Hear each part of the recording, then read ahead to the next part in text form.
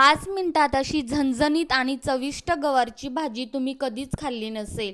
Simple आणि साधी recipe आहे. व्हिडिओ शेवटपर्यंत बघा, कुठेही स्किप करू नका. मी याच्यात एक सिक्रेट टिप सांगणार आहे. एकदा खाल तर रोज बनवाल. आज आपण खूप साध्या आणि सोप्या पद्धतीने गवारची शेंग बनवणार आहोत. ही भाजी भाकरी, चपाती सोबत खूप छान लागते. तर यासाठी लागणार आहेत गवारची शेंग. मार्केटमधून मी बघा इथे फ्रेश गवारची शेंग आणलेली आहे. व्हिडिओमध्ये तुम्ही बघू शकता मी किती छान गवारची शेंग मार्केटमधून आणलेली आहे. कधीही जाड शेंग आणू नका, त्याने टेस्ट बिघडू शकते. त्याच्यानंतर मी कैचीच्या साहाय्याने असे छोटे छोटे तुकडे करून घेणार आहेत. तुम्हाला हवे तसे तुकडे करून घेऊ शकता. मी इथे अशा पद्धतीने सर्व शेंग कट करून घेतल्या आहेत. तुम्ही गवारची शेंग खायला कंटाळा करताय का? तर अशा पद्धतीने बनवून बघा, तुम्ही नक्की खाल. त्याच्यानंतर इथे लागणार आहेत 7 ते 8 मिरची. तुम्ही क्वांटिटीनुसार मिरची घेऊ शकता. त्याच्यानंतर लागणार आहेत लसूण. इथे बघू शकता तुम्ही. त्याच्यानंतर आपण लसूण आणि हिरवी मिरची छान कट करून घेणार आहोत. व्हिडिओमध्ये तुम्ही बघू शकता मी अशा पद्धतीने दोन्हीही कट करून घेतला आहे, हिरवी मिरची पण आणि लसूण पण.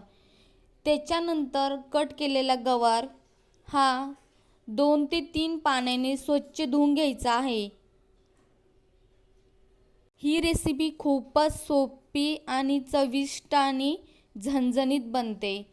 तुम्ही एकदा नक्की बनवून बघा. टिफिनसाठी तर झटपट बनून जाते आणि टेस्ट पण खूप छान लागते. त्याच्यानंतर आपण गॅसवरती कढई गरम करायला ठेवणार आहे. त्याच्यामध्ये क्वांटिटीनुसार तुम्ही तेल टाकू शकता. मी ते 1 ते 2 चम्मच तेल टाकलं आहे. तेल छान गरम होऊ द्यायचं. तेल छान गरम झालं की फोडणी छान बसते. त्याच्यानंतर इथे लागणार आहेत 1 चम्मच मोहरी. मोहरी छान तडतडू द्यायची. त्याच्यानंतर 1 चम्मच जिरं. भाजी करताना कधीही घाई करायची नाही. छान फोडणी खमंग बसली की भाजीला टेस्ट छान येते. त्याच्यानंतर जिरं आणि मोहरी छान तडतडली की लसूण आणि मिरची दोन्ही कढईमध्ये टाकून द्यायचं. लसूण आणि हिरवी मिरची दोन्ही छान मिक्स करून व्यवस्थित परतून घ्या. कलर चेंज होईपर्यंत परतवत राहा. व्हिडिओमध्ये बघू शकता. त्याच्यानंतर 1 चम्मच हळद छान व्यवस्थित मिक्स करून घ्यायची. त्याच्यानंतर आपण कट केलेला गवार तो पण टाकायचा आणि छान व्यवस्थित मिक्स करायचं. त्याच्यानंतर इथे लागणार आहे चवीनुसार मीठ. अगदी सोपी रेसिपी आहे, कोणीही बनवू शकेल आणि टेस्ट पण खूप छान लागते. तुम्ही अशा पद्धतीने नक्की बनवून बघा आणि मला कमेंटमध्ये सांगा. अशी चविष्ट शेंग तुम्ही कधीच खाल्ली नसेल. त्याच्यानंतर 4 ते 5 मिनिटासाठी झाकून ठेवायचं. याच्यामध्ये पाणी टाकायचं नाही बिलकुल. सुकी भाजीमध्ये कधीच पाणी टाकायचं नाही. तुम्ही अशा पद्धतीने नंतरला चेक करून बघू शकता. अधूनमधून हलवत राहा जेणेकरून शेंग खाली लागणार नाही.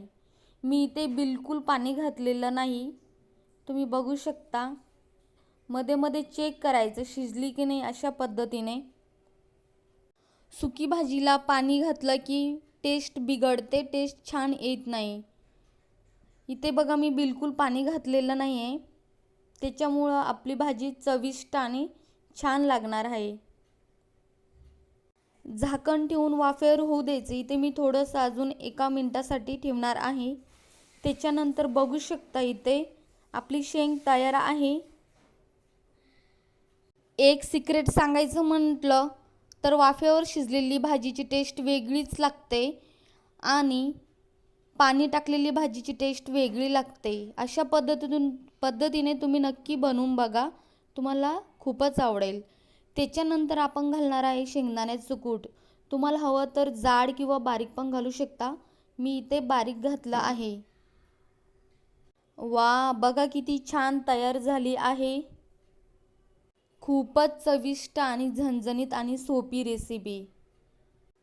व्हिडिओमध्ये बघू शकता तुम्ही किती छान सुटसुटीत, किती छान कलर आला आहे बघा. अजून एक सिक्रेट सांगायचं म्हटलं तर याला शेंगदाण्याची कुटाने छान टेस्ट येते. कोणी जाड टाकतात, कोणी बारीक, पण हवं तर तुम्ही बारीकच टाका शक्यतो. व्हिडिओ तुम्हाला कसा वाटला? व्हिडिओ आवडला असेल तर लाईक करा, शेअर करा, कमेंट करा आणि सबस्क्राईब करा.